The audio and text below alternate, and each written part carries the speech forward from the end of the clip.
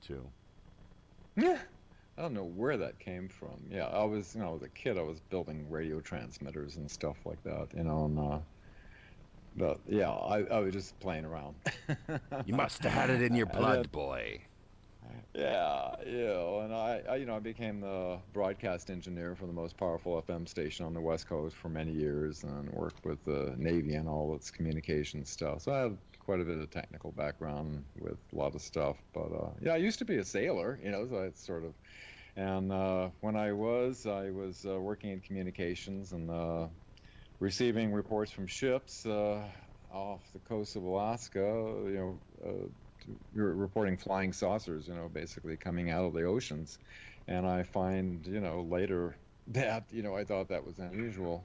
And it's really quite common that there is quite a bit of spacecraft of different types, cigar shape, saucer. The one that I got a report on was a secret priority message going to the Chief of Naval Operations.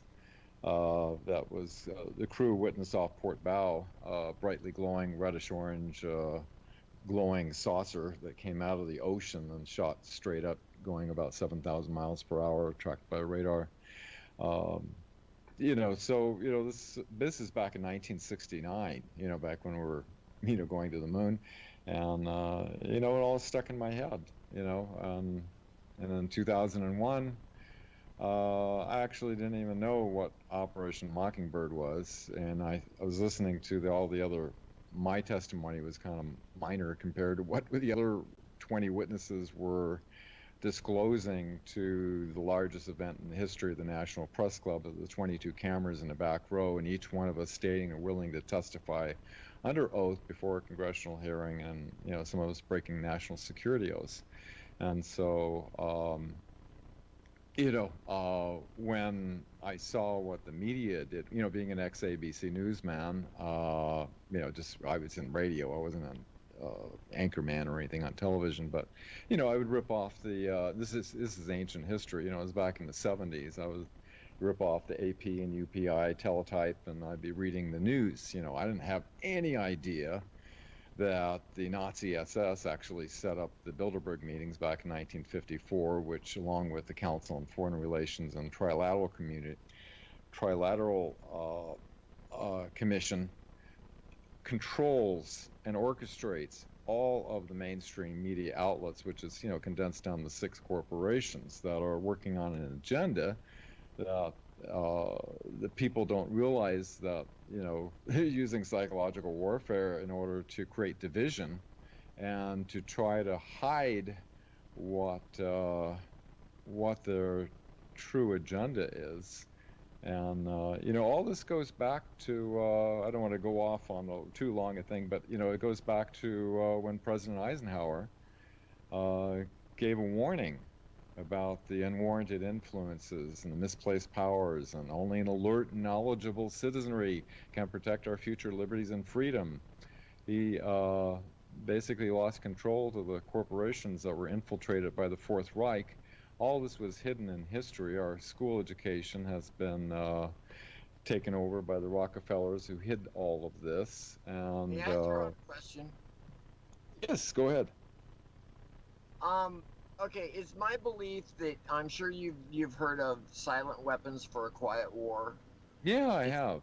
It's my belief that came out of the first Bilderberg meeting. Can you confirm that, or am I totally off base? No, you're not off base at all. No, in fact, I on my online notes is what I call it. It's not a professional site, thewebmatrix.net.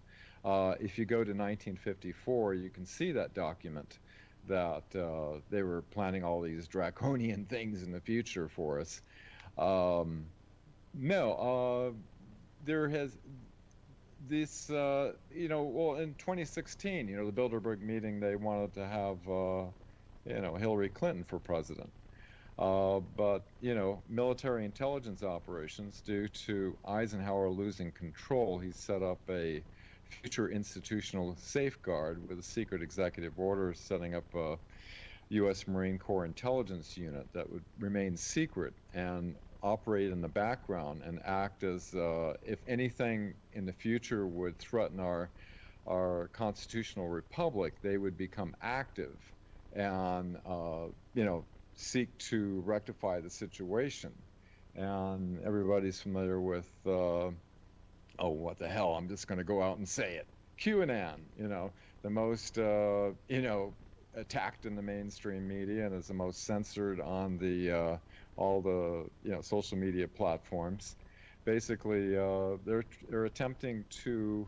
The reason why they're so attacked and so censored is because they're trying to alert the public that we do have an infiltration of this domestic enemy, and they're using psychological warfare through our mainstream media outlets, and that they're, you could look at all of the executive orders about, doing against people's doing human rights abuse or corruption, which, anybody in the cabal is pretty much one of those two categories. Just all of the operations changes to the Uniform Code of Military Justice so these people can be tried under military court rather than civilian court, much more expedient. The expansion of Guantanamo Bay, over 185,000 sealed indictments have been collected. All this operation is, and also John Durham is starting out with some of the first of the sealed indictments he did with Kevin Kleinsmith, who admitted guilt in the Obama Gate, I guess you'd call it. And so, it's going to start unfolding. But, we have, an animal that's kind of backed in a corner, and it's like, we've got, 2 months before the election, and it's going to throw everything it can out. And, I mean, these people, nothing's off the table that these people won't do. Right. Oh, there's no doubt about that. There's quite an extensive history, as you've already, to a certain extent at least, mapped out. What do you think the allegations have been made over the years? And, I just came across this once again, just in the lead up to the show yesterday, as a matter of fact, so that there has been an off-planet hand in the outcome of considerable number of U.S. elections, presidential elections, over the years. It may sound a little far-fetched to some, but what are your thoughts? In regards to? Well, like an off-planet hand, what do you call them, ETs, extraterrestrials? We've all heard the stories how they have the capacity to shut down nuclear, what is it? ICBMs. Yeah, to the warheads, and so that's quite noteworthy. What about the I mean, it was the Russians did it. No, the Russians didn't. How about, ET did it? So how's that for a thesis? Yeah, some of the, let me just go over here and get this thing. There. Some of the things that were disclosed, a lot of people don't even have an idea of that event ever happened. It was a world disclosure event. It was authorized by the head of intelligence for the Joint Chiefs of Staff, Vice Admiral Thomas Wilson. Back in '93, I was with a group of researchers outside Area 51, and the first time that Robert Lazar, the S4 scientist, we got together and under his tent outside the Delay Inn, and no recordings were allowed, but I recorded secretly. I broke the rules. The only video of the event, which is in the 1993 timeline on the webmatrix.net. But what happened was that little civilian activity caused the base, Nellis Air Force Base, the Area 51, to send out this NRO, National Reconnaissance Office, security advisory. They did a whole lockdown on the base because they didn't want anybody to interact with any of the personnel or anything. Anyway, on this document, they had a distribution list. And on this distribution list, they had certain unacknowledged special access programs like Cosmic Ops, Magi Ops, and so forth. It's been a long history ever since President Eisenhower lost control to the infiltrated corporations by the Fourth Reich back in the mid-50s, where, once what happened was his undersecretary Nelson Rockefeller restructured the whole CIA MJ-12 operations to take him out of his jurisdiction. And so after that happened, he tried to gain access after they moved everything from Wright-Patterson over to Area 51 S4. He tried to gain access, and they denied him access, and he threatened to go in and invade the base, with the First Army if they didn't allow, at least 2 agents to give a report. So, ever since that, and then Kennedy, Alan Dulles set up an assassination directive. He was trying to get access to 10 days after he, put a memo to get the information from the CIA. He was assassinated. Carter made it his campaign promise, revealed the UFO stuff. George H.W. Bush, the CIA director, denied the president access.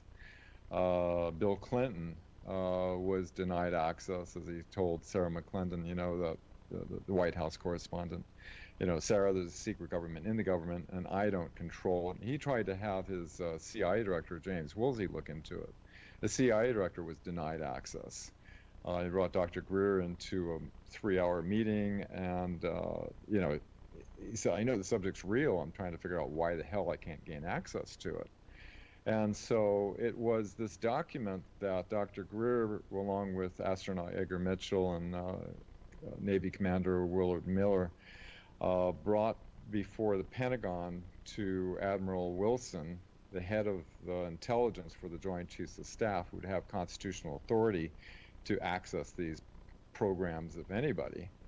He was denied access, and he told Dr. Greer, if you can get your people together willing, to testify under oath, which all of us said we would, before a congressional hearing, that you have my permission to go to the mainstream media with this. This group is illegal, quote unquote. And so what's happened is the corporations that infiltrated in, they've been setting up these programs where they are reverse engineering extraterrestrial technology, as was revealed in a meeting that he had with, the Admiral had a meeting with Dr. Eric Davis, and the transcript was leaked where it showed that the Admiral was basically threatened if he didn't drop the matter immediately, that he would lose rank and see an early retirement, and that they were working on technologies, not of this earth. So this is basically what brought about the 2001 May 9th National Press Club event, which, all 22 cameras in the back row, and the place was packed. It was the hugest event in the history of it. But what they did was, the intelligence agencies use a term called a limited hangout. And what they want to they want to cover something, but they only hang out the part that's safe, that they can get out there. Because everything that we were disclosing, I'll give you some examples. What we disclosed back in 2001 was that we have proof that our legal constitutional government is being denied access. Illegal unacknowledged special access programs are taking in trillions of dollars yearly. Advanced technologies being withheld, such as zero-point energy, it can get off of nuclear, oil, and coal. Anti-gravity spacecraft has been developed back in the 1950s. A lunar base on the far side of the moon exists that was visually witnessed. NASA has silenced the astronauts of what happened when we went to the moon in 1969. They're also airbrushing the photos out before releasing it to the public. In retrieval events, 57 different extraterrestrial species had been cataloged by 1989. Navy secret reports of, saucers coming out of the ocean. UFOs over nuclear ICBM missile bases have shut down our nuclear weapons, and also future planned false flag events, as revealed to Wernher von Braun in his deathbed testimony, such as terrorists. Now, this was May of 2001, just 4 months before the 9/11 false flag event happened. So, And the next one after terrorists, since we've already had our terrorists event, is asteroids, and then an alien threat. So, um, basically the media said that, they want to have a congressional hearing on the reality of UFOs, which, isn't alerting the citizens that we have witnesses, backed by over 500 military intelligence witnesses. Just 20 of them were willing, including myself, willing to go before the cameras and testify. But the fact that, they basically sanitized it in such a way that it made it sound like, we wanted to have a hearing on the reality of UFOs, where you're not really seeing the fact that we're disclosing that there is an illegal infiltration of these rogue operations happening in our country that, but it's, they control the mainstream media. So, I thought, there was no hope, because you look at all the, I met with, about a dozen or two senators and congresspeople up on Capitol Hill, along with the other witnesses afterward, and we brought them, 500-page briefing document, 4-hour of executive briefing videos that we shared with the Pentagon. It was like a hot potato. Nobody wanted to touch it. And so basically,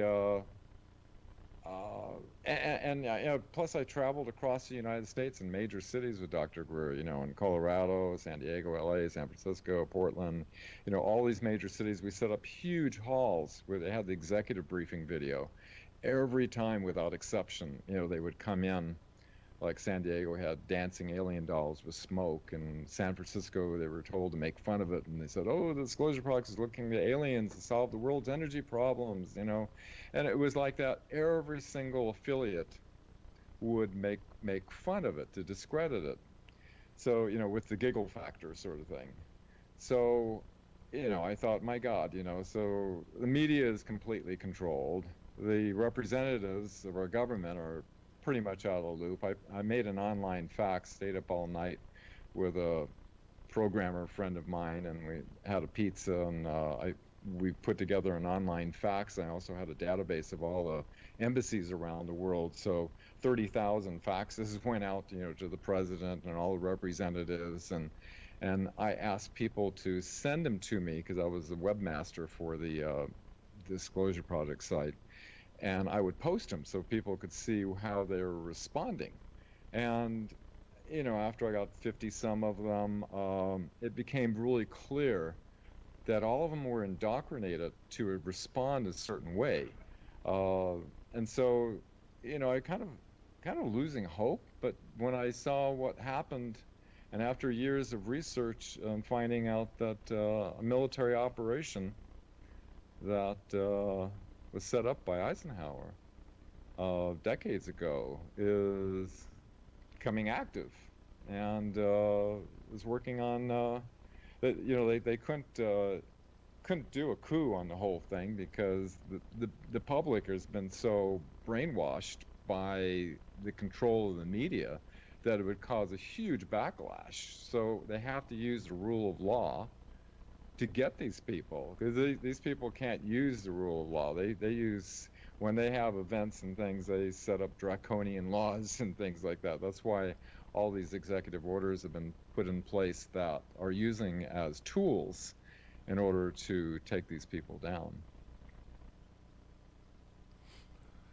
Anyway, that's kind of a long run, but it's like, no, it was great. You covered a lot of ground. I'm familiar with some of the points and issues, names and dates that you hit on, of course. Oh, good. So yeah, not to the level, of course, that you are, but that's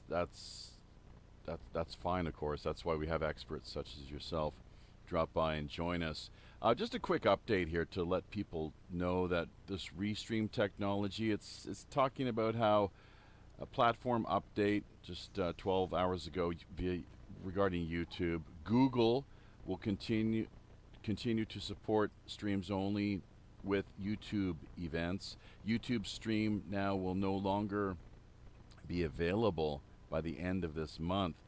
So there's something really peculiar going on because it's not quite the end of the month yet. Somebody appears to be running interference here for whatever reason, and it's just going to make it more difficult once again for us to be able to reach the sort of audience that we had been in the past. We'll have to work on things here behind the scenes in establishing what it is that we're going to want to do here as far as our next move is concerned. Well, you covered so much there, of course, and hit on so many different areas regarding disclosure and all of its implications. The limited hangout business, that is really it's a standard operational procedure, I guess, is what it's known as, and it's a fascinating psychological trick that really it does manage to manipulate some people in their thinking. Because I mean, the bottom line is, and this is a central theme in I think a lot of your work, the consensus agenda or consensus reality, mind control essentially, and perception management. I think you would probably concur with that to some extent. So, and let me just remind listeners too that this website that you have is utterly amazing, the webmatrix.net. People, if you've yet to see that down in the show description area or have a chance to check it out, by all means do so. It is just, I mean, you started the project back in, you've been archiving since it looks like, well, go ahead. A media company. After I saw what happened, I didn't even know what Operation Mockingbird. So I don't know about being an expert any more than anybody else. But from 2014 around January, some media company out of Hollywood wanted me to, knowing that I was an ABC newsman and a witness, they wanted me to write an article on media control in regards to the UFO issue, and I gladly accepted. I was wondering what the hell is going on, and so I started researching for years, and based on primarily all the witness testimonies that I was aware of which there's hundreds totally, and authenticated classified documents that have surfaced that collaborate with these witness testimonies. So I had a foundational basis of that, and so I figured the only way I could understand this is to go all the way to the beginning of the 20th century, the year 1900, to present day, and plug in all these documents and witness testimonies and events that have happened that are related. And when you do that, it has a tendency to start to form a pattern. You can start to see what has happened, and the very nature of the reality of this keeps its own best secrecy, because it when you really get into it, it looks like the most amazing, imaginative science fiction story you've ever heard of. But when we gave our testimony, inspired my friend Dr. Michael Sala, to start researching. They fired him from the university for, having an interest in the subject. Now he's a world scholar on the subject. And it also inspired a hacker over in the UK by the name of Gary McKinnon, who was able to go into the NASA computers, into the Naval Space Command database, where they saw non-terrestrial officers, fleet-to-fleet transfers, the U.S. Solar Warden program, huge cigar-shaped U.S. Navy craft like the Hillenkotter and Lee May, which, as you're aware of, Hillenkotter was one of the first MJ-12 members, and so was LeMay. But none of these ships exist in the U.S. Navy, on the water. And so, the Bush administration wanted to put him in prison for like 70 years, So you have a lot of secret space program whistleblowers. I call them the 21st century because they all started coming out around the year 2000. Starting with Michael Ralph and the other witnesses. And this is because the Navy launched its program back in around the early 80s, and they're using technology that sounds like sci-fi, but they're able to put people on a different timeline and do a 20-year service duty, and then age regress you and time reverse you back to the point of enlistment. And then when 20 years goes by on this Earth timeline, people start having total recall of their memories, and you got all kinds of people surfacing. Now, granted, there are CIA plants and all this, and they do what's called the DDT operation, which is decoy, distract, trash, where they come in with some of the truth, but then they come in with the lies, or they do something discrediting, and through association, it discredits the real witnesses. And some of the real witnesses, like William Tompkins and Gary McKinnon, who witnessed this into the NASA computers. Can I interject? Go ahead, Reverend Jim. Jump in.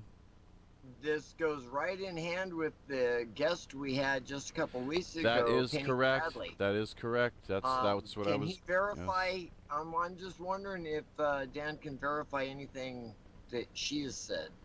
Yeah, Penny Bradley, we had on, as Jim was saying, a couple weeks ago, and my thoughts is that she was, well, I wasn't MK Ultra'd basically. So, but how does this work then? It's hard to believe.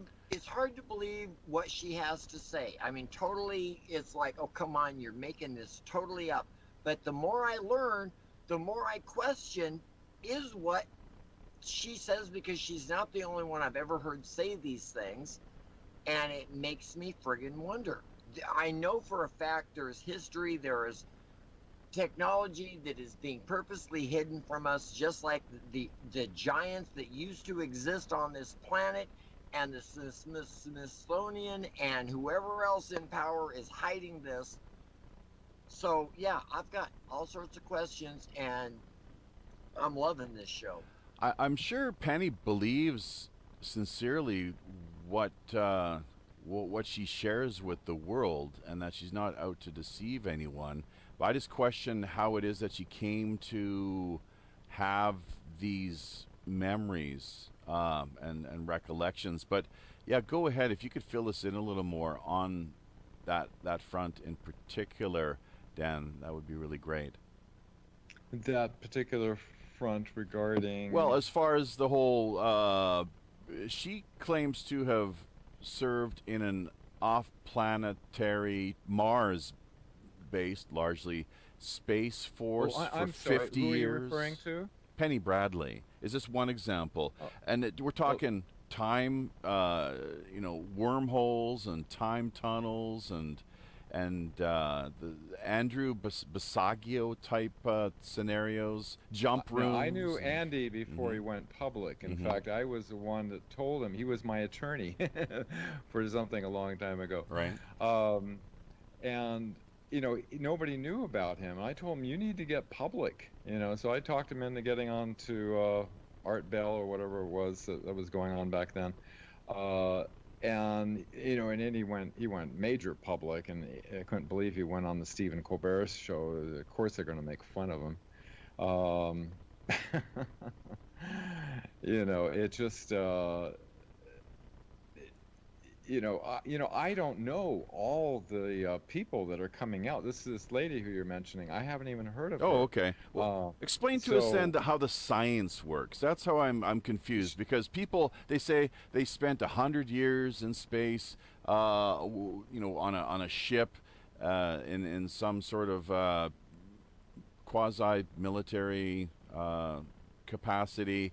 Yet they return, and then their recollections are really murky, and they can't remember everything, and they can't speak the language that they apparently were exposed to for 50 or 100 years, and so on and so forth. So it just seems to me as if my impression is that, and I'm sure you've heard of MK Ultra, of course, but that these people, Alan Dulles set it up. they've been drugged, and she claims to have been abducted, but only for like 1 day as a child, at the age of 4, taken to Langley, Virginia, I think, is what she said. Some I forget. Do you guys, Pirate Larry or Reverend Jim? Do you remember the actual location?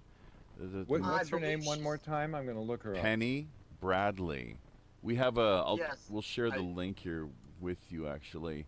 The show that we did with her just a couple I'm going to weeks have to ago. check it out. Oh, it's really, she's really good. It's a great story. Well, that leads into the next question. She says that she was taken to New York to some building where they have an elevator that turns into a portal straight to Mars. Jump room. A jump room, basically. You step into an elevator and there's 2 panels. One panel just operates the regular elevator. The other panel turns it into a portal, which takes about a 20-minute ride to Mars. And I mean, there's things about her story that I could believe, and then there are other parts of the story that just makes it all, if this is true, holy hell. That's all I can say. But what I'm most interested in here, Dan, is how you explain someone who's off planet for all these years and then returns to Earth, supposedly, yet it's all compressed within Japhy, the time, remember, just she a few said moments, really. It's like, well, I've just been gone for a few moments.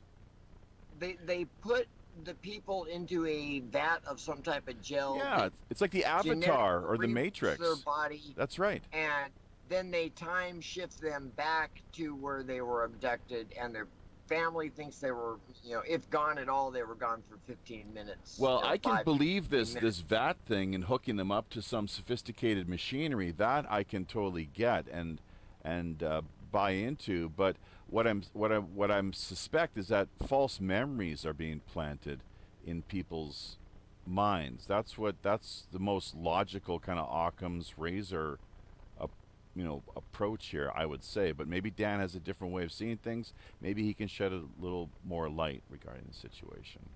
Well, I had not being in the secret space program myself. I'm like the 20th century witness, 1969, a long time ago. But I've been studying all these. I've interviewed a number of these witnesses, like Emery Smith, but he was actually not with the secret space program, but working, deep underground bases alongside the extraterrestrials that are run by these corporations. But if you look at all the witness testimonies, they're all very similar. You have Michael Ralph, you have Randy Kramer, you have Jason Rice, Michael Gerloff, you've got Corey Good, you've got all these different people that have come out, and I haven't kept track. I know there's more coming out all the time, and I'm obviously there's something there. Gary McKinnon, when he hacked into the NASA computers, obviously he found something that was real. And they're all talking about the Solar Warden program, and William Tompkins, who I've done a lot of research on, and kind of assisted Dr. Michael Sal on some Freedom of Information requests on looking up some of his information with a detective friend of mine. It all checks out, and he's getting support from admirals and captains in the Navy and high-level naval command. And basically what happened was, we were trying to catch up. This is how the Nazis were able to intimidate both the Truman and Eisenhower administrations, is they got anti-gravity achieved back in 1934. We didn't have it until 1954. And so, they did a flyover, in 1952 over the Capitol building. And before that, they completely wiped out Admiral Byrd's fleet on Operation High Jump, going down to attack the Nazi base down in Antarctica. And so hang on, I'm sorry to jump in here. Who did this? Was it the Nazis or ETs? Well, the Germans had. Who flew over Washington? That was a Nazi craft. That was German Antarctic, discs that were flying over the Capitol building to intimidate Truman. And so that would have been an extension or product of the Bell program, presumably some sort of tie-in there, or what are your thoughts? Yeah, it's interesting. When NASA got taken over completely, it was run by Dr. DeBus, who was, Nazi SS, and one of the astronauts happened to walk in on his office, astronaut Clark McClellan. And who did he see who was supposed to be dead, who worked on the Die Glocke, the Bell, for Heinrich Himmler, for all these advanced projects? None other than Hans Himmler. Okay. And so you have the head Nazis running NASA, and you have Allen Dulles set up a deal with General Reinhard Gehlen, where they knew Truman was afraid of the Soviets, and so what they did was the Nazis had all the intelligence on the Soviets, and they had them hidden away in little containers up in the Bavarian mountains, which they used as a trading chip in order to bring 3,000 Nazi spies into the CIA. And so, and they also gone into the head positions of the pharmaceutical corporations.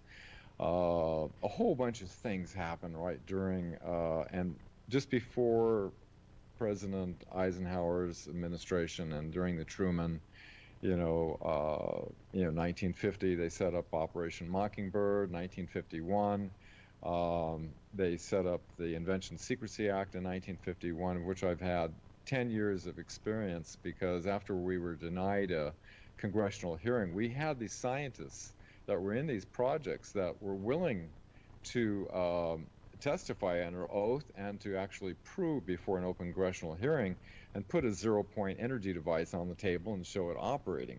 But, the Bush administration denied that. Years before this, it was like 1996, CIA Director William Colby was giving Dr. Greer $50 million and a 0-point energy extraterrestrial derived device. And this was just before he was going to testify that the Israeli Mossad was infiltrating into the CIA, and the CIA was doing this child sex trafficking. Well, 1 week before he was going to deliver this to Dr. Greer, he was found floating face down in the Potomac River, ruled a boating accident. Anyway, I volunteered. We have a database of about 300 scientists and inventors, and I flew around the planet meeting with, along with the professor, because of my technical background, seeing these different technologies that were producing supposedly more energy than coming out. There was this one guy down in the Dominican Republic that he had 500 watts coming out with less than 1 watt going in on this device that he was running. And, the professor and I, we flew back down there, and he said the day before he got there, and we saw this thing operating. We got measurements and everything on it.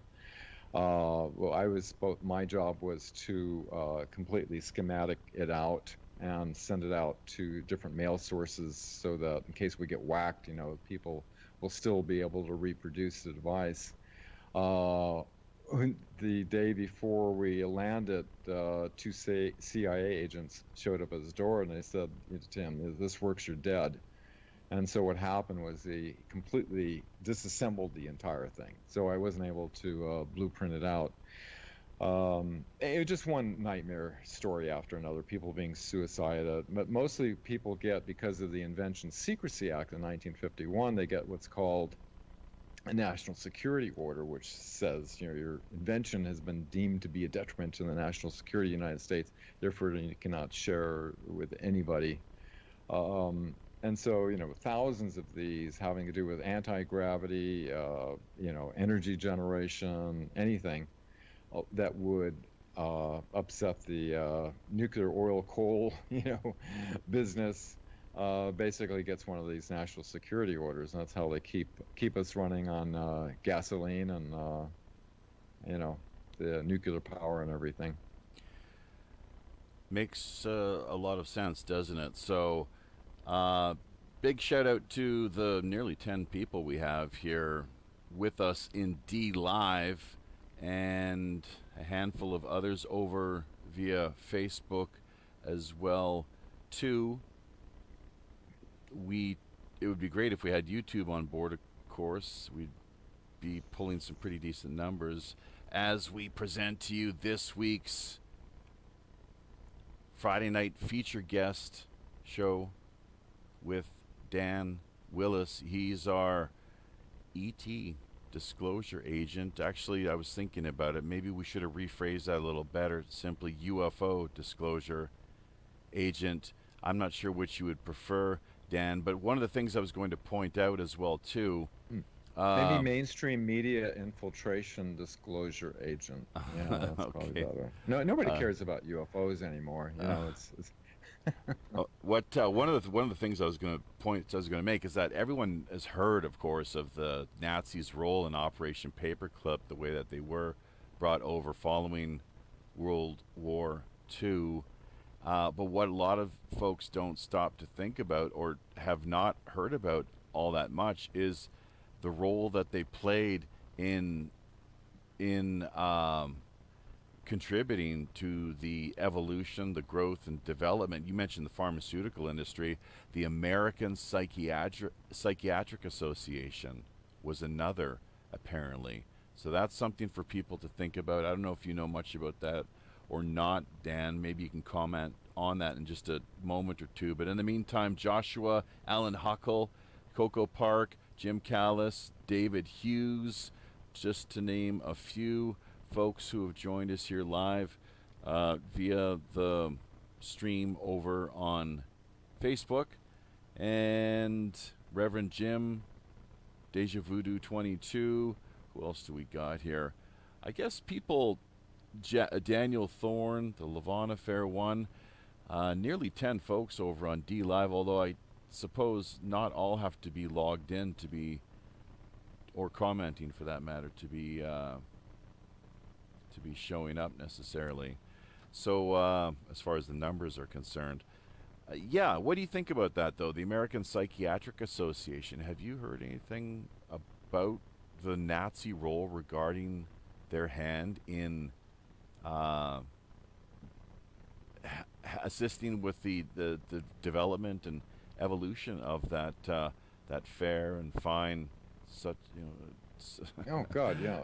Going back to Edward Bernays, the Right. Tavistock Institute, you know, the billions of dollars that go into the think tanks that engineer our consent and our perceptions, and through the mainstream media, Right. that's coordinated yearly by the Bilderberg meetings, you know, count CFR and Trilateral.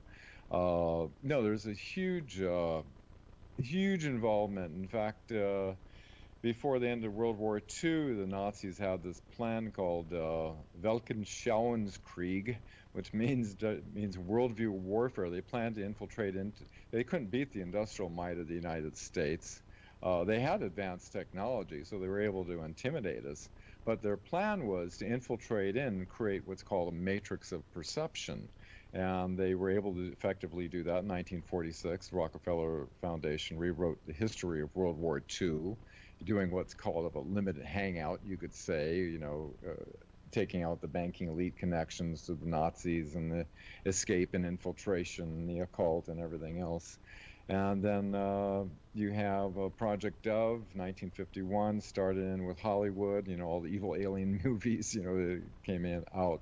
And then you have the Invention Secrecy Act that keeps us at a certain technological level. You have Operation Mockingbird, which they started out with 400 journalists. That was set up by Alan Dulles, 1950. They control the mainstream media, which they still control today. In fact, after I was on, you know, CNN and all the mainstream media outlets, CBS wanted to do an interview with me. And I said, look, I saw what CNN did with it. You know, it basically says, oh, is there life on other planets? Some people that think there's proof there is. Elaine Tehana explains, you know, and they go on, you know, with this ridiculous thing. They want to have a congressional hearing on on the matter, but no congressional hearings are planned right now. That means like no. So anyway, CBS wanted to do an interview, and I said, I'm not going to do this unless I could say we have the scientists willing to prove we have a solution that get off nuclear oil and coal. And promised up and down, interviewed me for 45 minutes afterward.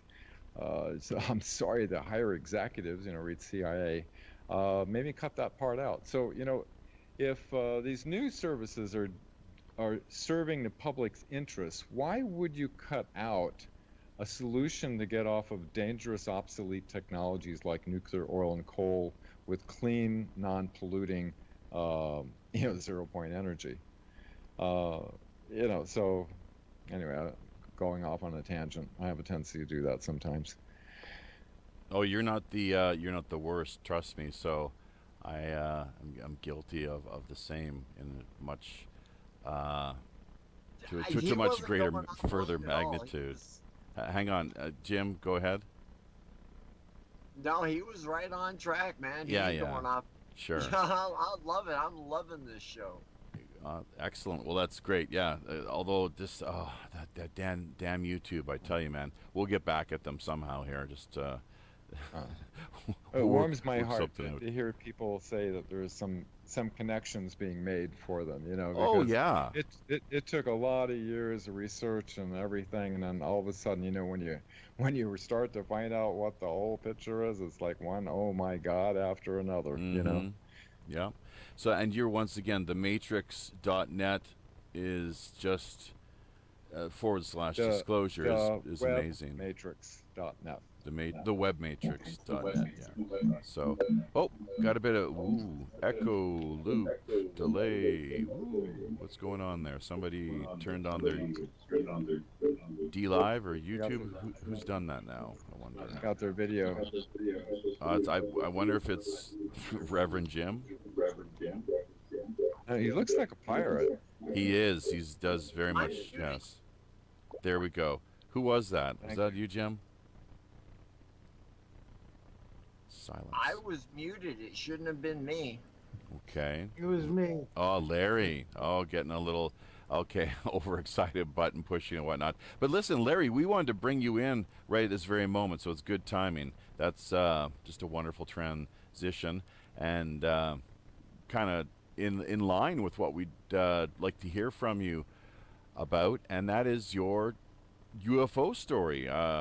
We had asked you just this past Tuesday as we were doing the after show wrap, that whether in fact that you had any firsthand knowledge or direct experience regarding otherly world phenomenon, and you told me that you indeed had. So why don't you share that with our listeners, if you would? You mean me? No, we're talking now. No. In fact, okay. We'll get back to you, Dan, in just a moment. In fact, because a little bit more clarification. Oh yeah, for sure. But your story, that Navy story that you laid out there at the start, I'd like to hear that one more time, kind of to slow it down a little bit and go over more of the details. I've also got something to offer on this front. Maybe Reverend Jim does too. Hopefully some of our listeners do as well. But right now, out of Los Angeles, California, Pirate Larry, let's hear it from you, my friend. All right, so this is Ensenada, Mexico. I'm outside on the patio with a bunch of friends. We're drinking beer, but nobody was that drunk. And they were talking about UFOs, and all of a sudden, there were about 8 to 10 UFOs that showed up above our heads. Like they were just looking down at us saying hi.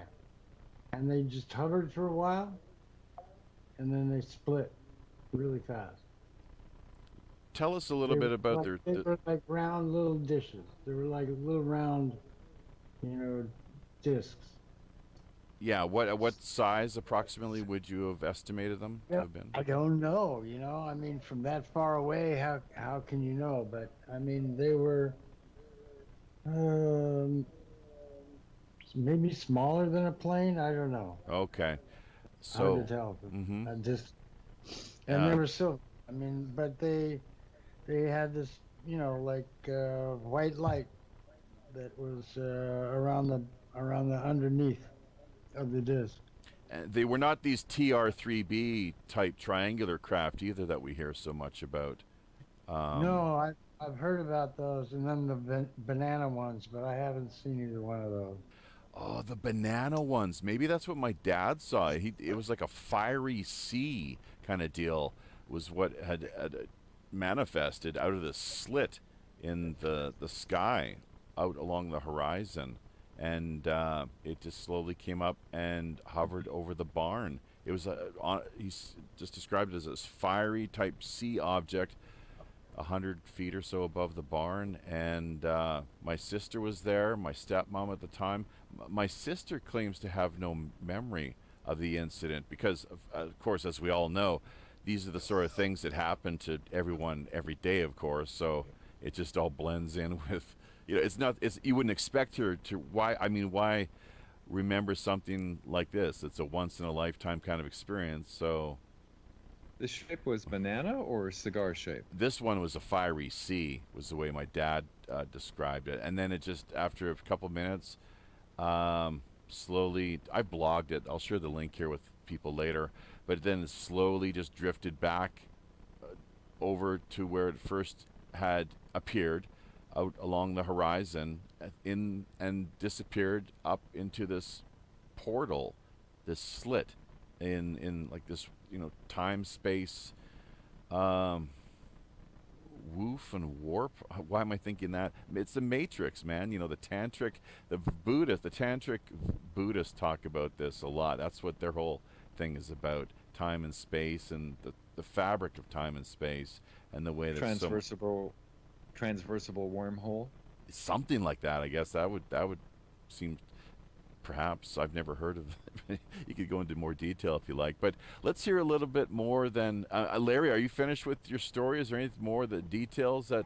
And also, I was going to remind you that you've got some sort of. There's a little bit more. You haven't turned down whatever it was that you had on there. Probably Facebook or wherever you're listening, because I don't think you've got your speakers on, or I'm sorry, your headphones on. You're coming to us through your speakers. Was my guess. But was there any more in the way of details that you'd like to add to your story there, Larry, before we turn the focus back to our guest?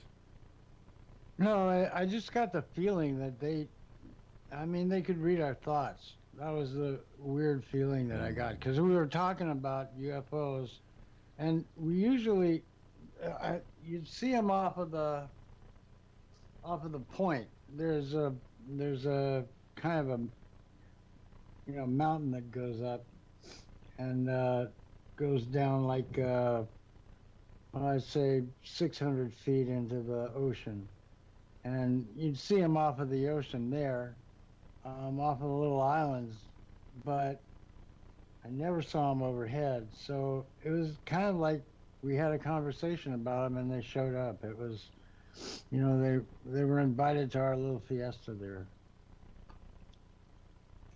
Yeah, what I was going to ask you, just a final question here. Had any of your friends any experience up to this point, like in a direct fashion? Anything more that they could tell you as far as what they had witnessed in that region, or was just the first time that... They used to see them all the time. Right. There was like this bar called Gordo's at the top of the hill, and below the hill was or at the top of the hill was like La Bupadora, which is where the blowhole is, where the water comes in and blows sky high. Well, a lot of people, kind of hang out at that bar, and at night they'd see the UFOs flying overhead. Even in the evening, they'd see the UFOs out there over the Pacific. So it was a regular sight for them. And I think sightings in Mexico are more regular than, we could ask Dan about this, but it seems to me sightings in Mexico are more regular or more regularly reported than they are in the United States. But, yeah, they seem friendly enough. Yeah, it's dangerous to fly over the United States. Yeah, there's a whole lot more sightings going on in Mexico and South America, for sure.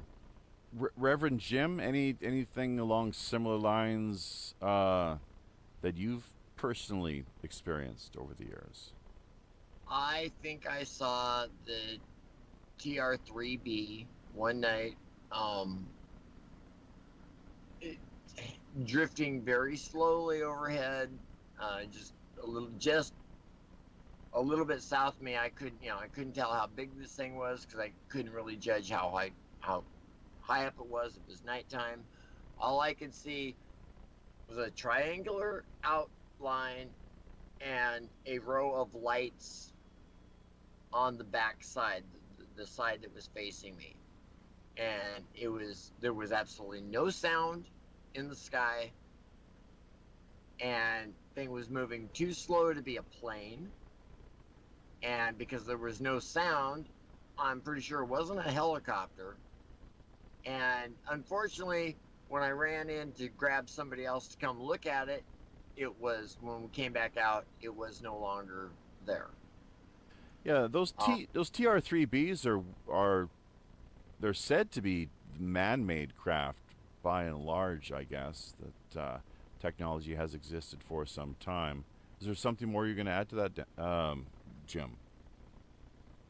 No, I've gone over aerial photography of like Area 51, and I have seen I can't find the photo anymore. I wish I would have saved it, and maybe I did, but it's on my crashed computer. There was a weird triangular shadow. You couldn't tell what was causing the shadow, but there was a weird kind of triangular shadow one day on one of the photos on Area 51 off to the, I would say, it's one side of the main runway. Like if you look at the runway, it's on the right, and this thing was over on the left, and it wasn't in previous photos, and it wasn't in post photos. And this thing was tall. From the shadow it was giving, it had to have been at least 100 feet tall. You look at the shadow of cars and other things that you can identify in the photo. This thing was really tall, triangular in shape, and totally black. And so basically you're just going off what the shadow is going across the ground.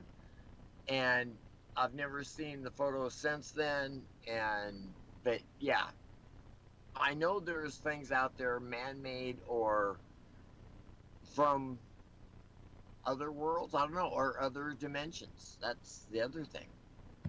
Well, the thing for me, and I'm not sure if Dan concurs with this or not, presumably so, I'm willing to bet, but you look out into the night sky and you see all, whoops, we've got that, is that Larry again?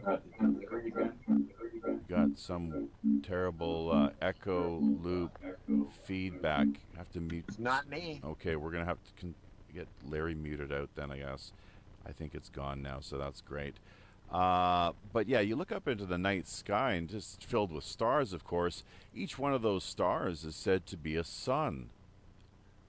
We have our sun here, and if each one of those stars out in the sky is a sun, then presumably there is the potentiality for similar life as to what we experience here on Earth to exist in all those various other regions.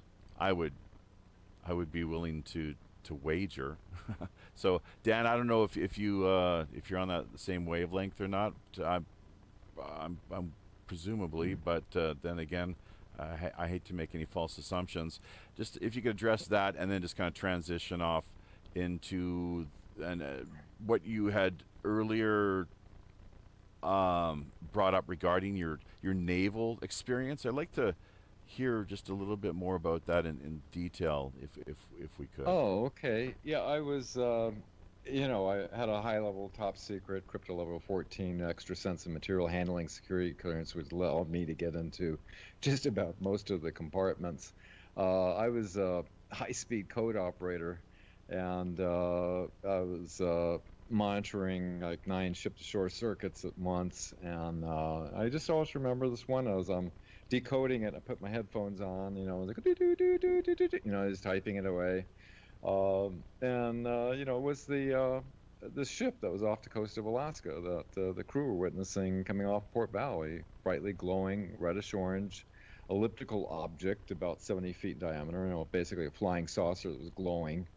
And as it came out of the ocean, it shot straight up. The radar operator on board caught the blips and estimated about 7,000 miles per hour.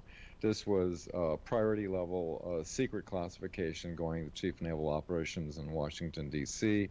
After, unlike some of the other witnesses that were able to bring official Office of Naval Intelligence and U.S. Air Force Special Investigations documentation of their testimonies, I tried to, through the Office of Naval Intelligence, to try to get the ship's record of this event, but they notified me that those records have been destroyed, so I was unable to participate that way with documentation to back up what I was my testimony was.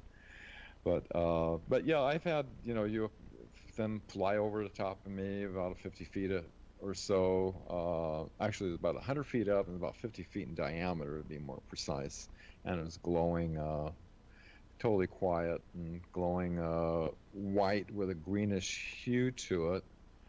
I had a few experiences, but more and more people are seeing these all the time. More and more reports are coming in. A lot of people seeing them. It just amazes me that when we went to the moon, basically the moon is first of all, it's not our moon, and second, it's not a moon. It's this hollow craft apparently was well occupied. That's how Carl Wolf, who was working at the NSA facility where he saw the base on the other side of the moon, which huge domes, towers, mushroom-shaped buildings. The poor guy that he got murdered on. I don't know. I shouldn't say murdered. He was killed on a bicycle accident. But here he said in his testimony, and here it is, 30 years ago today, and I hope to hear it on the evening news. But it never made it to evening news. They did a complete limited hangout, and you were talking about paperclip earlier. Well, one of the aspects of paperclip a lot of people aren't aware of, that under paperclip, and there's documentation to back this up, Xavier Dorsch was the mastermind of the underground structures for Nazi Germany. He was brought over to the Manzano Mountains in New Mexico outside of Kirkland Air Force Base, where they started tunneling in the U.S. underground plant program, where they started making these deep underground military bases that are connected from the Kirkland up to Dulce, up to, there's like hundreds of them, all connected with maglev train tunnels and everything. Nobody knows what the hell is going on down there. Some witnesses have come forward that talk about the joint extraterrestrial, corporation human operations that are going on down there. And, I even have to wonder, in 1969, not only do they have deep underground military bases, but deep under the ocean bases as well. So who knows if it was an indigenous species that's already living on this planet way before us that's going in and out of our oceans, or who knows if it's the reptilians working with the Nazis. As Professor Herman Oberth revealed when they asked, how did the Nazis can become so sophisticated and advanced so quickly, and he publicly said, he had help from people from other worlds. And William Tompkins was working with the 29 Navy spies that were giving reports over to Naval Station San Diego with Admiral Rick Oboda, and his job was an information disseminator. We were trying to catch up. We're trying to, make out these hieroglyphics from the reptilians and and the technical details that these Navy spies that were embedded into the Nazi Germany's secret space program, we were attempting to, this was like back in the early 40s, to try to gain an advantage and understand what they were doing. But as it turned out, the Nazis got a 20-year lead over the U.S., and that's how they were able to intimidate and eventually infiltrate in and have President Eisenhower lose control and jurisdiction of our legal constitutional government. We have got around 10 to 15 minutes or so left with our guest for this week. Friday night feature slot. It's Dan Willis. He is our ET disclosure agent, or if you will, UFO disclosure agent, or just disclosure agent. Coming to us... mainstream media infiltration disclosure agent. Okay, coming to us live tonight via I'm not sure if I can say mountainous. You've a secluded mountain in Oregon. We're not going to say where exactly, I don't think, but coming to us loud and clear. So that's really great that we've got that end of the operation covered. We're going to release, not exactly the hounds here, but we're going to unlock some of the booty we have available over on DLive. So there's about 10 people there right now. If you are listening and you're not logged into DLive, you've got a little, around 20 seconds or so to get over there and see if you can maybe claim these digital rewards, which ultimately can be transferred and put into your bank account. They do become real money at some point. We ourselves just in the process here of working out a way of getting things set up here so that we can actually see this come to fruition ourselves. Waiting to see if we've got any lucky followers here, and to this point it looks like nobody. So that's fine. That's the way the cookie crumbles here from time to time. We can boot things up again maybe in a few minutes before we wrap this week's show up and see if we can have somebody cash in at one point or another. But let's see now, Dan. There's so much in the way of the discourse, of course. What is the latest then, as far as where are we currently in the disclosure end of things, would you say? There's a lot of consciousness and awareness. People have, as you say, their own sightings. And the Trump administration in particular, how's he playing it? You've been following things quite closely, I'd imagine. What are your thoughts as far as what's currently taking place within the Trump administration, how they're handling the whole recognition of the fact that we might not be alone in this universe? Well, they're slipping it out. You have that little interview with his son. They were talking about, the Roswell situation, and you gotta realize that his uncle, who was really close, John Trump, was the one that was going in on Tesla's files, and he was also brought in on the Roswell situation because, being MIT's scientist, there's documentation showing that MIT was totally brought into that situation to try to understand that was going on. But what's happening in the news lately, the New York Times article that came out about the Tic Tac, of the Nimitz incident, back in 2017, when they greenlight something, it goes across all their major platforms, and so they saturated that for a couple of days. So everybody knows about the Tic Tac, and then you have the Advanced Aerial Threat Identification Program out of the Pentagon and Luis Elizondo and the To the Stars Academy,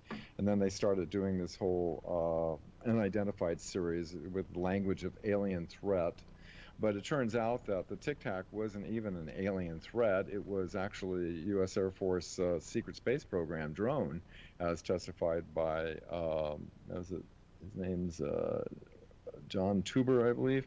Anyway, he was a specialist with compartmented access that revealed that this was not extraterrestrial. But it seems to be that there's two agendas coming up, because they did have the, lately you see a lot of stuff about asteroids, it could be on the false flag plan, and then, a lot of documents revealed that they had planned on doing an alien attack. But what came out recently in the last month was New York Times talked about Dr. Eric Davis briefing, members of the Defense Intelligence Agency about recovered extraterrestrial craft that they've been reverse engineering, but they haven't making much progress on it. But during 2001, we revealed that the Mike McCandish was showing illustrations of alien reproduction vehicles, which basically using mercury plasma. That these things were built back in the 50s. These were like the antiques that they were showing at a exhibit at Norton Air Force Base in 1988. And these things can go faster than the speed of light. So this whole thing about, we haven't really been making much progress. Well, if we had an alien invasion, then, that can't be anything from made on Earth. Look at that. It's flying saucers. That must be from outer space. Aliens coming in to attack us, And so you have this alien threat agenda. And then you have this other group that is saying, all aliens are benevolent, all peace, like the Vatican has come out in 28 that aliens, extraterrestrials are our brother. They were born on other planets, so they're free of original sin and all that stuff. Anyway, there's this alien rescue thing that looks like it might be forming as well. So there's these different scenarios. And, I'm just keeping, you got to understand that there's the agenda that's driving. New York Times is probably at the core of, the control with the Bilderbergs and the Council on Foreign Relations and the Trilateral Committee and CIA Project Mockingbird that is getting this stuff out for psychological purposes into the public. It's not for the public's benefit. It's for an agenda. And so you have to look at all the people that are tied into it, that are, CIA, Air Force, Lockheed, that are pushing a certain alien threat, quote unquote, agenda.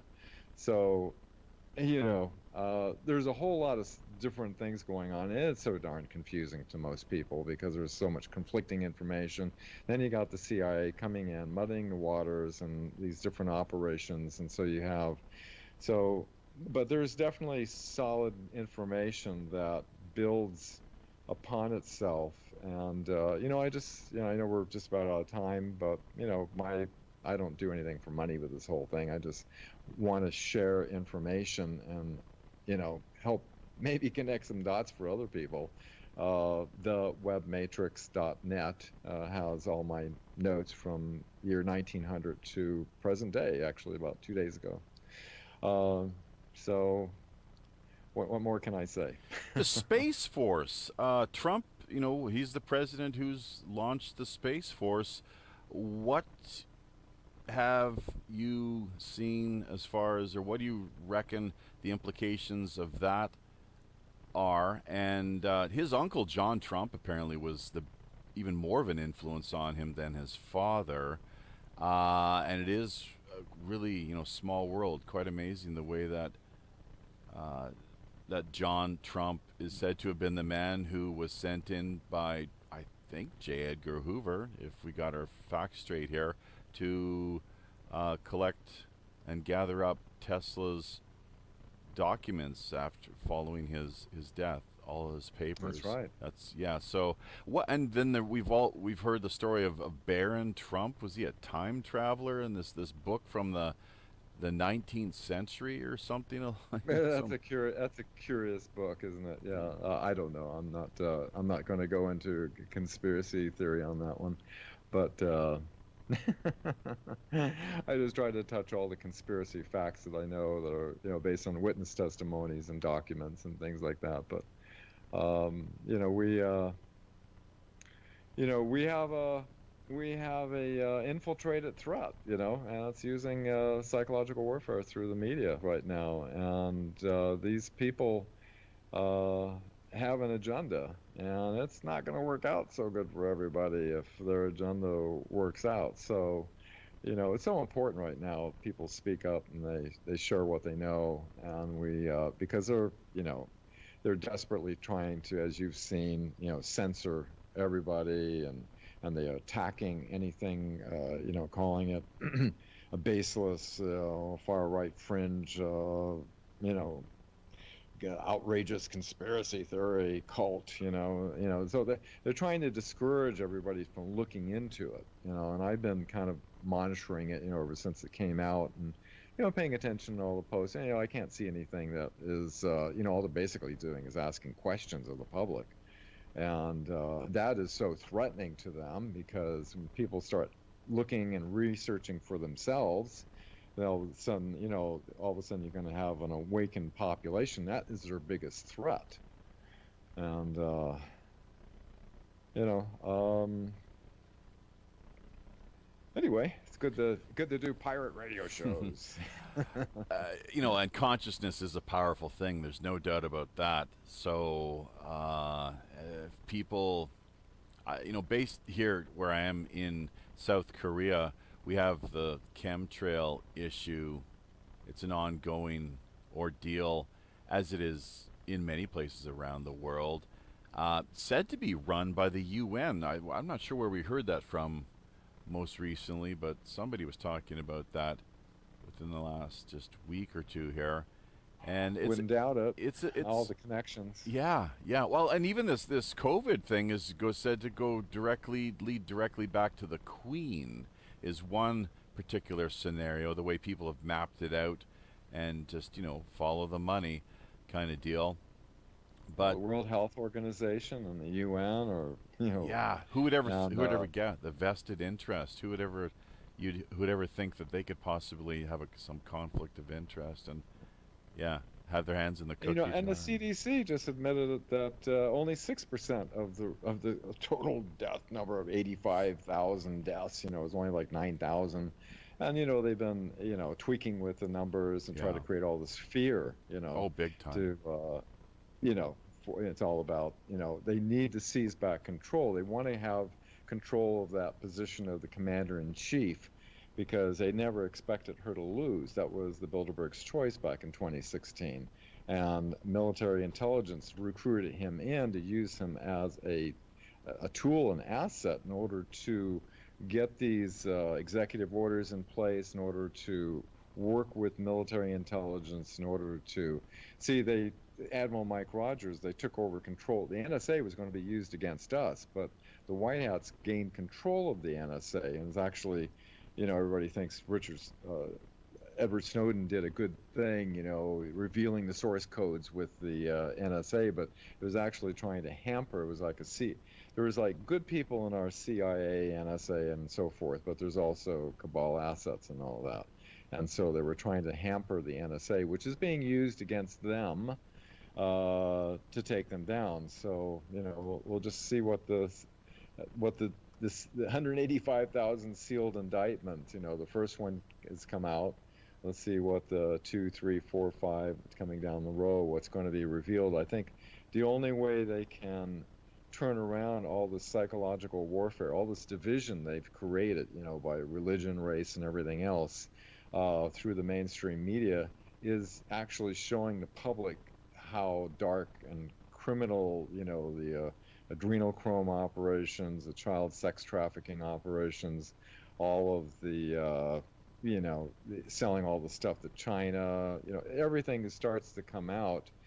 I think the public will all of a sudden realize that, you know, they've been duped. Indeed, you know, identity politics is a big issue. Are you still there? Oh, I'm sorry.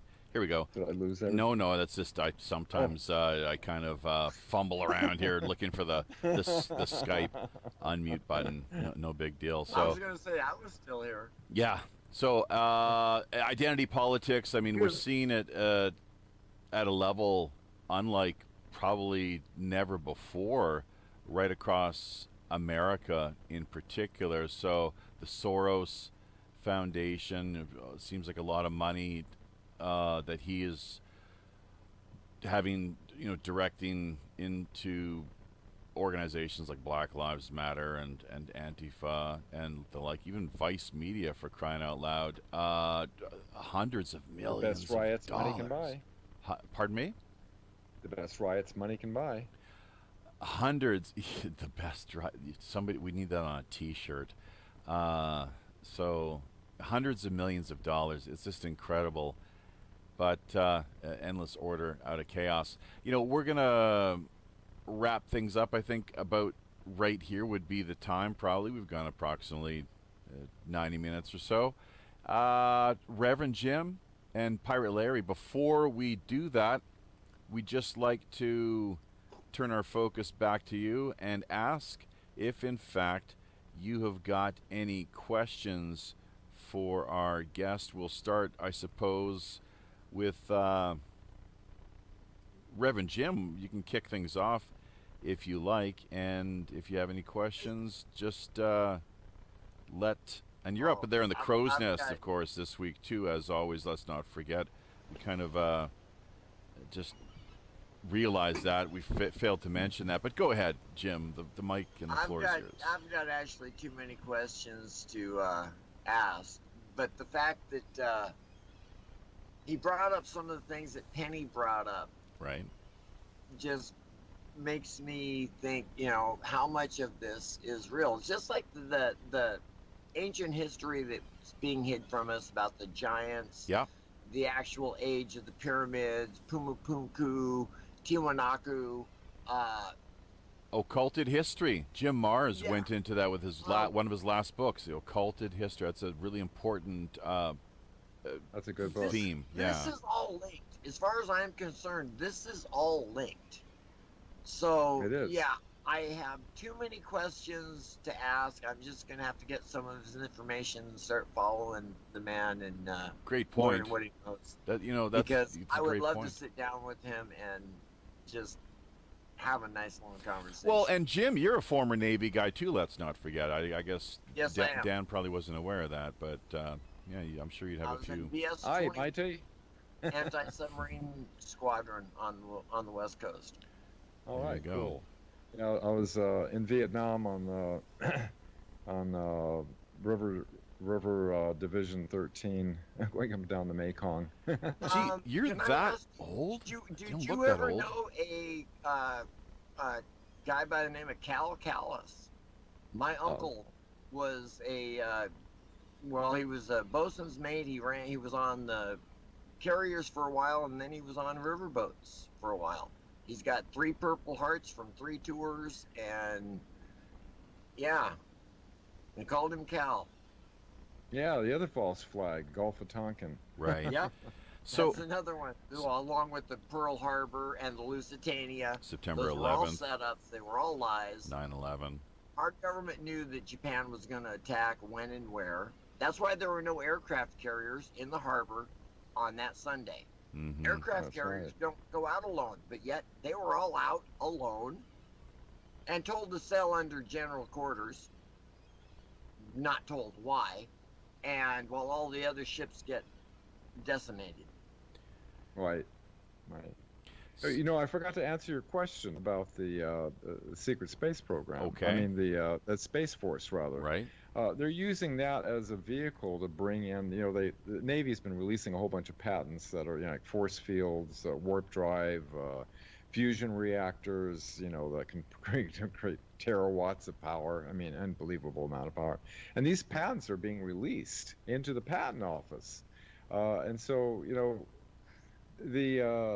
we've had the Space Force out there since the 1980s, but the public doesn't know. But the Space Force that is supposedly just created is just nothing more than a vehicle in order to say, oh, look at all the advancement. Oh, look at our new anti-gravity craft, and all this is all going to be rolled out, along with technologies in health, and maybe we can get rid of the pharmaceutical corporations, huh? That would be something, or at least less dependent on the drugs they push. It's really quite unfortunate. One of the reasons why wherever we get the opportunity, talk about marijuana prohibition in this country, South Korea, asking not just ourselves but our listening audience as well too, some of whom do tune in via South Korea, when is change going to come to the peninsula? You know, it was back in 1976 that the call was made out of Washington D.C., and from what I can tell, there was a quid pro quo agreement made. No, Donald Trump wasn't the first person who maybe was involved in some sort of quid pro quo deal when it comes to political wrangling.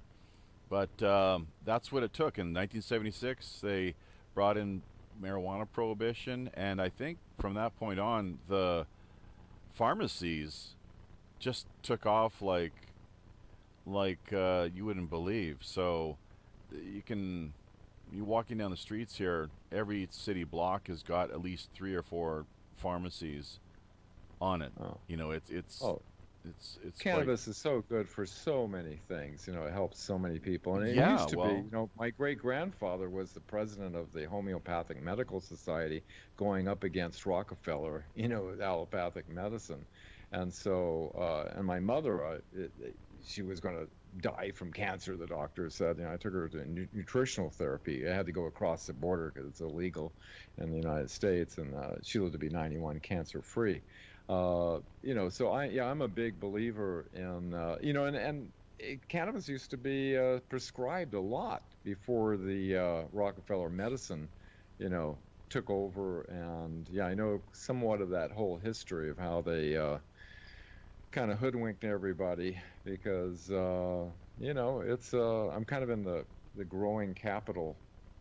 yeah, yeah. Where I am in Oregon. this region, there's like farms everywhere. You know, everybody's growing it. Sure. You know, which is a wonderful thing. You know, it shouldn't be suppressed. No, that's right, and it's the same reason what we're seeing exactly with what you've been talking about here, primarily for the most over the course of our conversation, as far as, you know, space technology and suppression of advanced or exotic zero-point energy technologies is one example.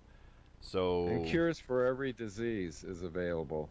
They've got, you know, age reversal technology. They've got, you know, you name it. We could be living in a completely different world.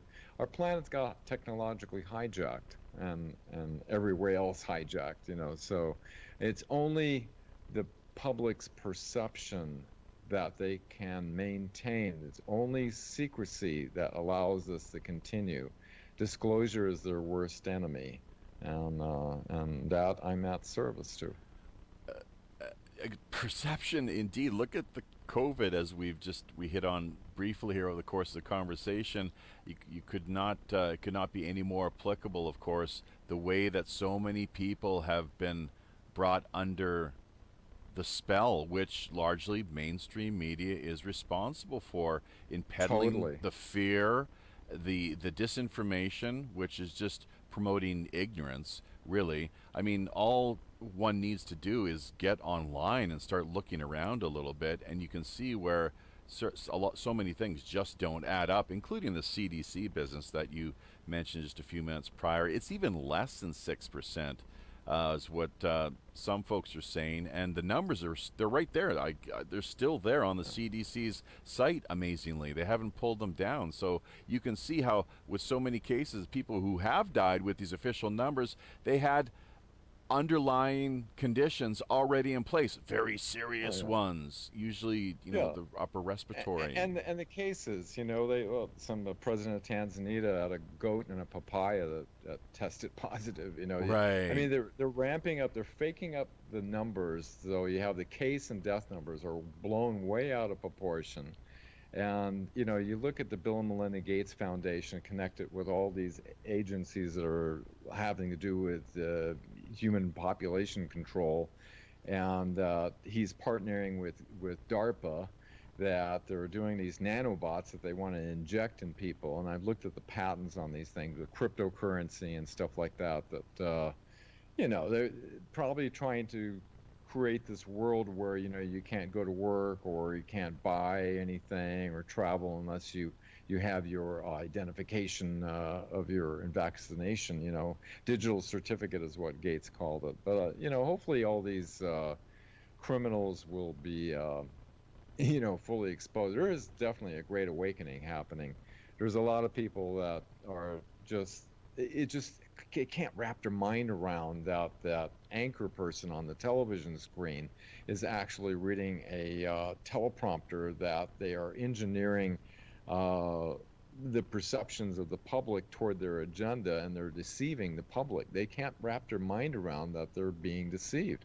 And that's why it's important for people to understand the hidden history of how our mainstream media basically got centralized control and is controlling the agenda that is not in the interest of the public.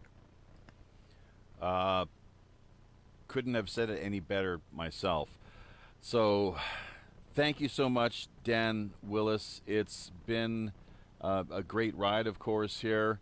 Always an adventure anytime we sail out here onto the high digital seas via the Robin Hood. As we find ourselves now, of course, circling back into Skullport Harbor and looking at a potential after show. We'll just kind of play it by ear, behind the scenes, one way or the other. Not a big deal really at this point, but that is, of course, it's a premium content. Regular listeners know the story as far as how the whole business goes. We will find our way down into, once again, Skullport Harbor. Let's not forget, located along the lovely and very majestic Mystic Bay. One of the it's got to have it, man. We have your choice of watering holes. It's either the Scurvy Dog, the Howling Wolf, or the Mossy Wench. Those are the three most popular ones. I think, Larry, aren't you? You're over there at the Howling Wolf tonight once again, or am I mistaken? Did you say, was that Scurvy Dog?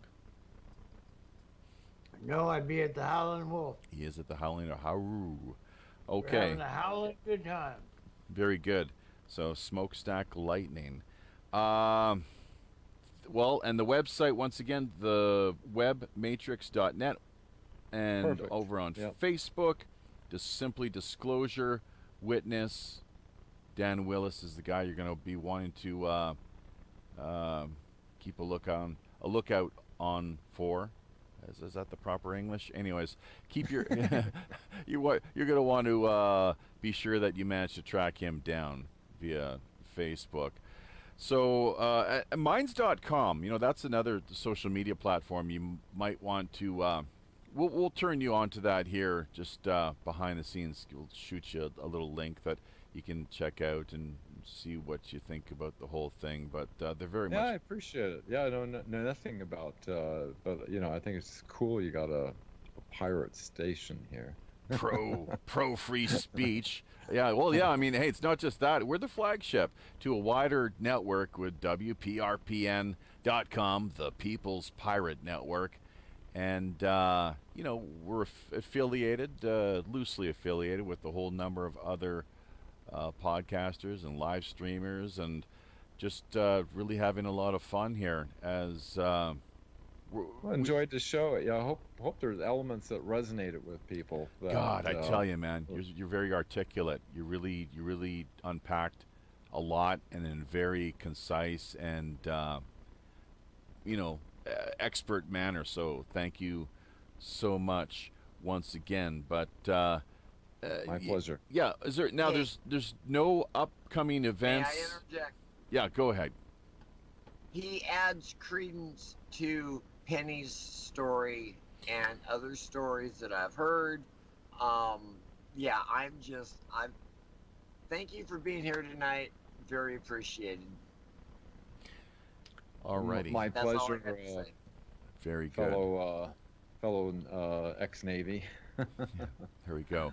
So we'll just get everybody to mute out as we make our way into the wrapping things up and the potential after show. Thanking everybody out there for listening. It was unfortunate that YouTube did not pick up our stream. We seem to have received a notice here that is talking about how with the Restream platform itself, they may not be working together with YouTube or Google for whatever reason starting the end of this month. We'll just have to see what that's all about. We've joined up with their Discord group, and like I said, just working on trying to get to the bottom of things here a little later on down the road. In the meantime, though, be sure as always to check out WPRPN.com. Sign up is free. All you need is an email, username, password. Shoot us, speaking of emails, shoot us one courtesy of Pirate One Radio at protonmail.com.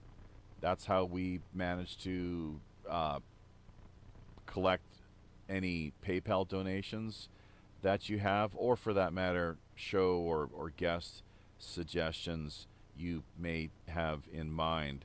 So, having said all this, we're just going to make sure, okay, everyone is muted out. That looks great.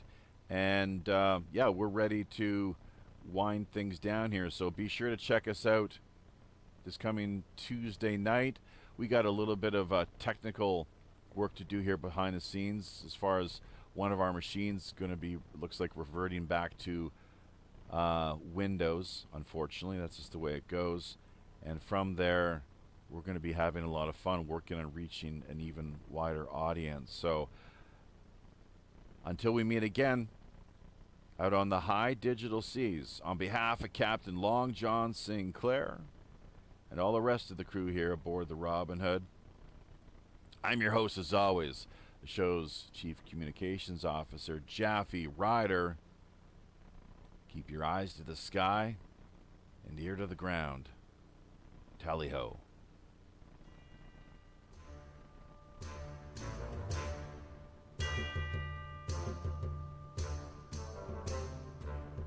Aye now, there we be. Having carefully looked over each of our navigation panel instruments, checking every level, switch, dial, cable, knob, and pulley, by all accounts and indications, we indeed see it's time, once again, to drop anchor inside Mystic Bay. draw an end to yet another week of World Pirate Radio Live. Remember, If you're looking for a little more animated online action, keep in mind we've likely got yet another great free-flowing Rogues Gallery after show. coming up for the next hour in one of our more premium exclusive and remote digital underground online pirate hideaways. Also, if you yourself have a new, Novel, intriguing, or otherwise underreported idea, unique individual, or pressing item in mind, be sure to either drop us a line directly over on WPRPN.com or fire us a quick email via Pirate One Radio at protonmail.com. We're always open to exploring fresh creative suggestions, intriguing guest ideas, cutting-edge discussion topics, and captivating themes. Remember, WPRPN.com member site subdomain links are also always available. Great for artists, musicians, podcasters, bloggers, social media personalities, Or pretty much just any old landlubber looking to boost their online visibility, presence, and reach. basic personal profile accounts can be launched for just $60 per year. Staking your claim now helps not only strengthen you and the network, we're also looking out for the little guy. That's right, folks. As much as half of all WPRPN's profits are redirected right back into the hands of the people who really need it most. Community charity. After all, we are the Robin Hood. You can further embark on your own personal pirate journey by either liking, sharing, commenting on, subscribing to, or just following us via virtually any mainstream social media platform, including Twitter, Facebook, Gab, or Minds.com. So don't forget to become engaged. Until we meet again out on the high digital seas, I'm your host as always, the ship's Chief Communications Officer, Japhy Ryder. Tally-ho.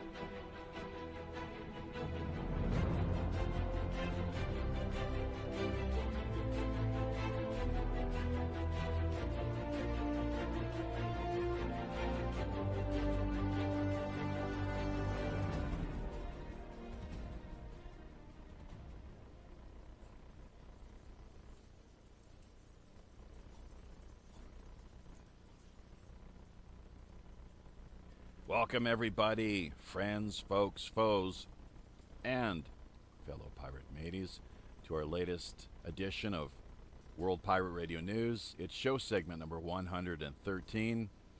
I'm your host, as always, the Robin Hood's Chief Communications Officer, Japhy Ryder. We had a bit of a false start there the first go-round, unable to actually connect with either DLive or Facebook, so we've relaunched things here and hoping that people will be able to figure out how to find us exactly. That being the case, the news show that we have in store for you should be worth your time. The 2.5 approximate hours that we do have in store here, a lot of great content and news items, of course, that we've been compiling over the past week. WPRPN.com is the website you'll want to drop by. Sign up is free. It's as simple as a username, password, and email address. So if you have any problems, be sure to get in contact with us at pirate1radio@protonmail.com. That's one as in the number one. Some people sometimes seem to think that it's ONE, but no, that's a pirate numerical 1 radio at protonmail.com. That also helps us on the PayPal front, which we very much appreciate. Patreon.com/WPRPN as well. Another place you can go to help us out with respect to the tip jar end of the operation. Half of everything that we do manage to generate here over the course of each and every week goes directly back to charity, something that it's always good to keep in mind. In fact, we challenge all other live streamers to follow suit and do the same. We question why more people aren't doing this. It's not so much a case of attempting to virtue signal as it is trying to do simply the right thing. Hashtag WWRHD, what would Robin Hood do? So, over on Minds.com, speaking of help, we've received recently a considerable token donation courtesy of Joe Pyatt, Pirate Joe here out of South Korea. It's been a while actually since we did get a donation from Joe, so this is really great, much appreciated, and it is quite considerable. Not going to go into the actual amount, the number end of things, other than to just wish him all the best, and that we do very much appreciate the support that he has shown us. So we'll do all we can within our means to put it toward some positive ends, of course. That's what we'll be most definitely aiming to do. So yeah, a little bit of a late start here, getting launched prior to just having that little sort of the false start to things.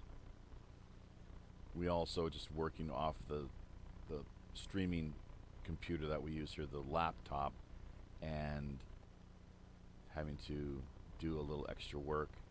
Got caught a little flat-footed, unfortunately, but we are here, and we're going to continue streaming, hopefully, over the course of the next at least 2.5 approximate hours. And time really does fly when you're kicking back, having a little fun, getting a chance to have your voice heard via the Robin Hood. Let's not forget, speaking of having your voice heard, if you want to call in via Skype, pirate1radio@gmail.com is how you do that. You can contact us, anyone out there really, in the wider listening world. you never know who's going to be reaching out, trying to get in touch with you. So it's always interesting, always exciting. And we just often have so many surprises here, of course, during the course of what we produce twice weekly. Tuesdays and Friday nights is the news event, 8 p.m. Pacific Standard Time, 11 out on the East Coast. Wednesdays and Saturdays, actually, in Asia, 12 p.m. noon is what we're looking at there. The Friday and Saturday end of things is, of course, the feature guest interview. This week we have got none other than, well, we've got him booked, actually, but, and it's going to be something that anyone who has interest in the field of ufology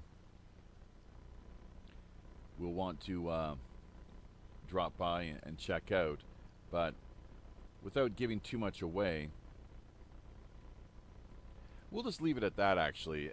He is a well-known personality within the field of ufology, paranormal, and the like. Simply encourage you to check out our September calendar, which we are working on having published here within the next day or so. Of course, we'll want to have that in place before the Friday interview kicks off. We've had Grant Cameron on in the past. Jordan Maxwell as well, too. Although, frankly, if you are a long-time listener, you will know that the people we generally look for as far as guests are concerned are just the regular, ordinary meat and potatoes, salt of the earth folks out there who, in so many cases, obviously have an interesting story to share. They haven't had a chance to have their voices heard via a wider platform or format to this point, and that's what we're here to provide you with. So, yeah, we'll once a month, though, we go for the bigger names, and the rest of what we produce here, we like to make room to accommodate the more up-and-coming, independent, underground type names, voices, and personalities. So, not sure what else there is to say on top of that. There's always a few things to say, of course, and it is great that we do have the restreaming end of things back in place. We're going to be working on reformatting one of our computers here, probably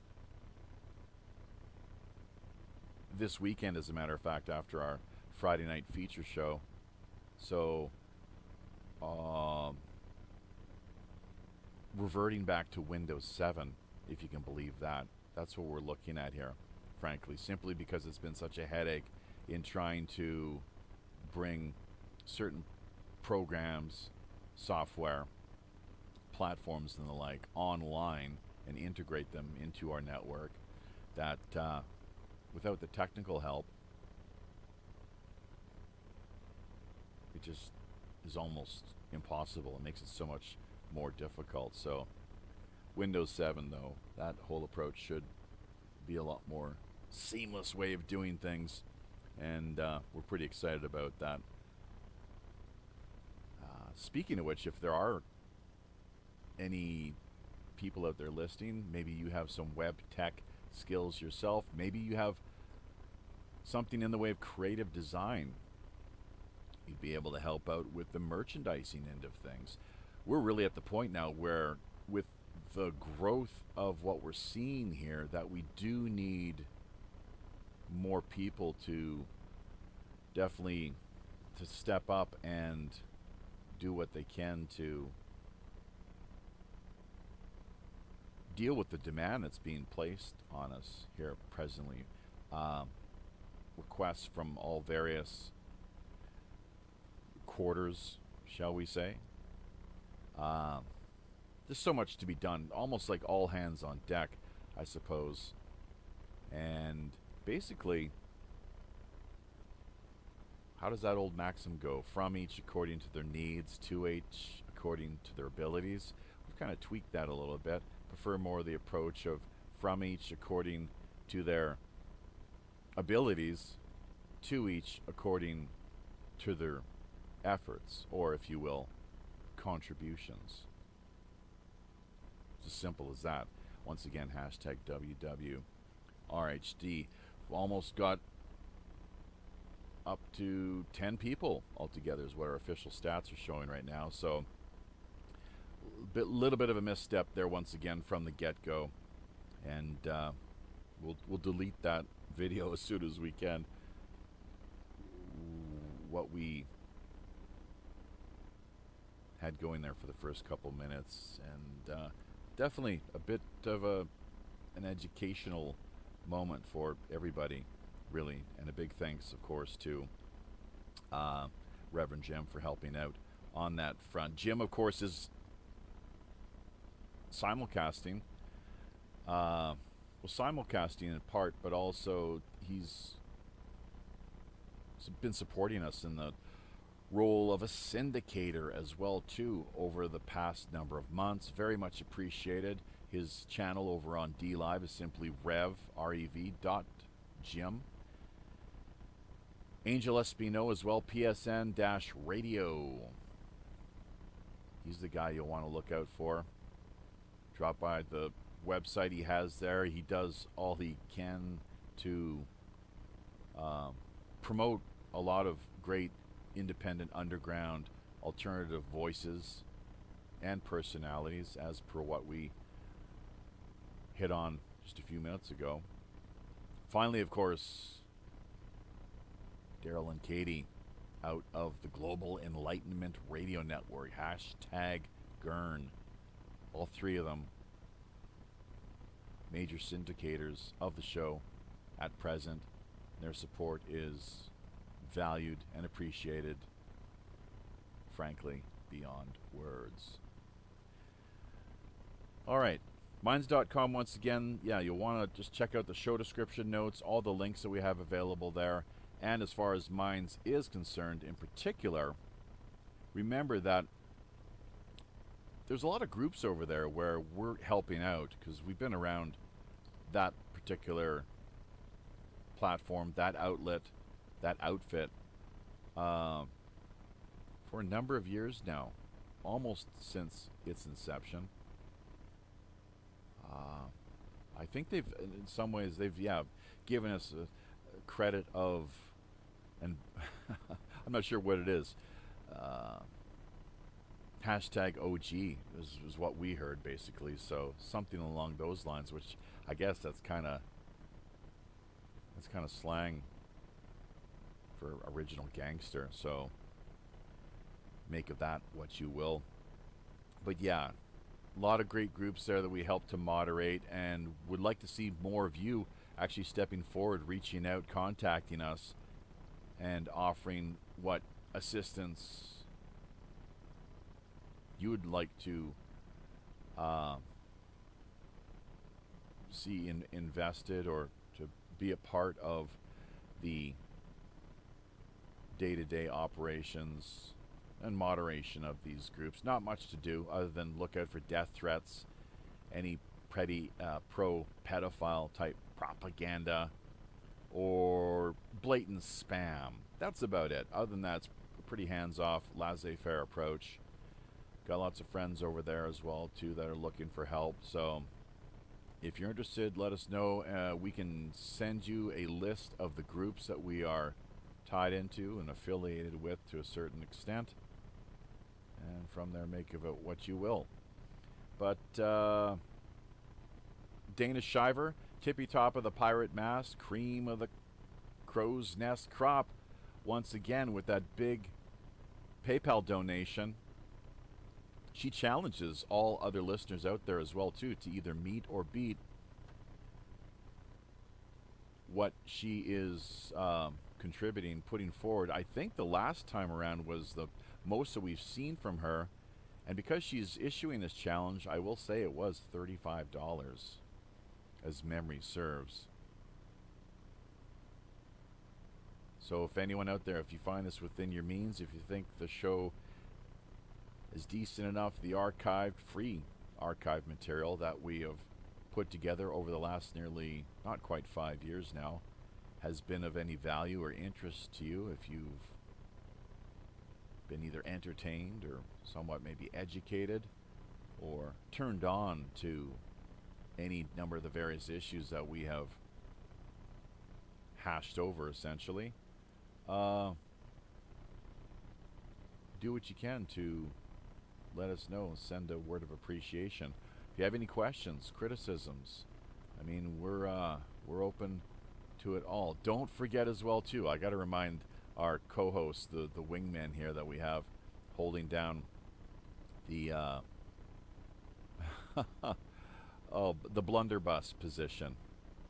Yes, there we go. Not the shotgun, the blunderbuss position. To either like, comment, share, remind over on minds.com. Be sure to subscribe and hit the notification buttons wherever you find us out in social media. We are very close to 1,000 subscribers on YouTube. It's exciting, but we need 8 more people out there to come on board and subscribe to us. Tell your friends, tell your family. We need your help. We need your support for us to once again reach